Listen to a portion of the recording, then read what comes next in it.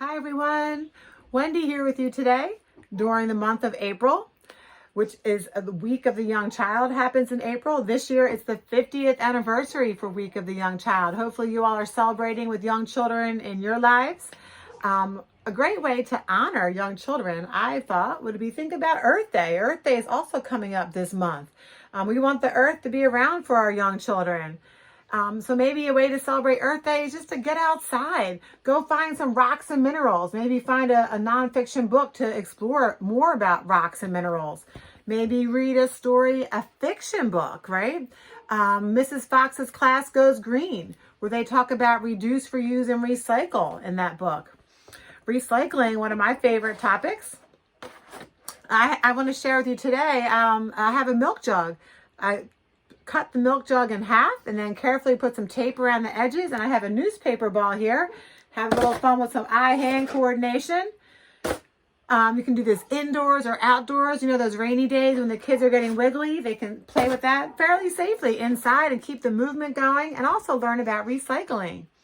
Another one of my favorite ideas, exploring nature with children, growing appreciation of what's happening outside, going out and collecting some items in nature. You can see here I have some seeds or burrs, very sharp, a little pointy. We can use some language with children as we explore.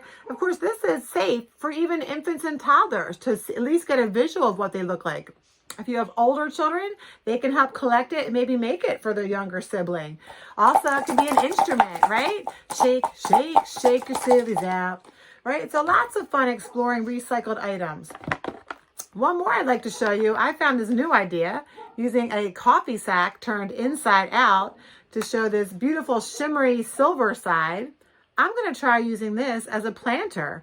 I'm going to put some soil and some seeds, and maybe next time I visit with you a couple weeks down the road, I'll get to show you a new plant in my coffee sack planter. So you never know what kind of ideas you can find from these recycled items. I want to share a little bit with you this awesome book by Anne Rockwell, who writes a lot of nonfiction books for children. And when we think about exploring Earth Day, children might ask, like, you know, what is the Earth? Or why are we celebrating Earth Day? What happens at the Earth? So books are a great segue to help open up their minds and hopefully grow their appreciation for what's happening in our Earth and our world. So this is called Our Earth by Anne Rockwell. And again, this one's a nonfiction book. And not too long, because we don't want to lose children's attention, right? Simple. Our Earth is where I live, right? We're part of that Earth. It's a big, round globe. Awesome time to talk about globe. What is a globe? We can think about the shape. It's a sphere. It has pictures. And it looks just like the one in the book, right? So we're learning about a globe. And we think about, wow, it has a frozen North Pole at the top. We can learn about location. The top of the globe has, and it's where the North Pole is. I think some penguins may live there. Or the icy cold South Pole, which is at the bottom of the globe. Our Earth was shaped by water, fire, and ice. Wow, the elements of our planet. And it's always changing, much too slowly for us to see. Wow, water, fire, and ice. Our Earth was covered with warm water.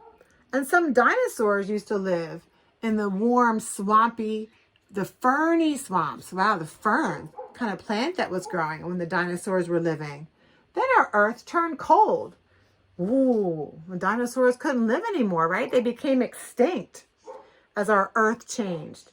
And there were huge sheets of slowly moving ice called glaciers. Wow. The glaciers moved across the Earth and they wore the rocks smooth. Glaciers are still moving in places on Earth. Wow. Here's a great picture, kind of similar to our globe, right? The biggest pieces of land on Earth are called continents. And the shoreline is where the land meets the sea or the ocean. Wow. Have you ever been to the ocean? The splash in the waves? Awesome. And then there's islands. Islands are smaller pieces of land that rise up out of the sea. Wow, there's water all around. There's a great game called Islands. That'll be next time. Some islands are born when volcanoes erupt below the sea. Hot lava cools, and over time it turns to soil where green things can grow. Wow, an island can be born from a volcano. And some islands are coral reefs that grow and grow until they poke above the water, and the birds bring seeds to them. Wow. Is that a pelican on top of that coral reef out in the ocean? Pretty cool. Our Earth has many, many different kinds of land. Wow, now we're thinking about water. There's water gushing from the ground and rain and melted snow. It fills the ponds and streams and lakes. Wow, looks like the bears are having fun in that water. Streams flow into small rivers, which flow into bigger ones. Whoa, another kind of map showing the river. Nothing can stop water from finding its way. Wow, water's powerful. Some rivers dry up and stop flowing, but some empty into the salty sea. Whoa, look who's living in the sea, in the ocean. Is that baby beluga in the deep blue sea? Swimming so wild and swimming so free. The land, here's the land now. We're out of the sea. We're thinking about the land on the earth. The land on the earth has rounded hills that enclose green valleys. Ooh, ooh. Wow, looks like the cows like that land. Now we're in the rainforest. Wow, look at all the animals living in the rainforest. That's really important. There's many different forests, but rainforests are full of flowers and birds and monkeys jumping through the green leaf trees. Wow, they're important. And there's even hot sandy deserts where lizards live and prickly cacti grow. Wow. Some of you may have cactus plants in your house. Pretty cool. And there's even dark, damp caves that go far down into the earth. Wow. Have you ever been inside a cave? Whoa, that's awesome. So many different areas on our earth. Wow, and there's even tall canyons that are formed and carved out by years of rushing water. There's a canyon. Do you know anyone that's ever been to the Grand Canyon? Cool. And there's even high snow-covered mountains, snow-capped mountains, reaching up into the clouds in the sky. Whoa, the mountains are so tall. Can you reach up? Reach up into the sky. Awesome. We have canyons and mountains and rivers and valleys. Wow.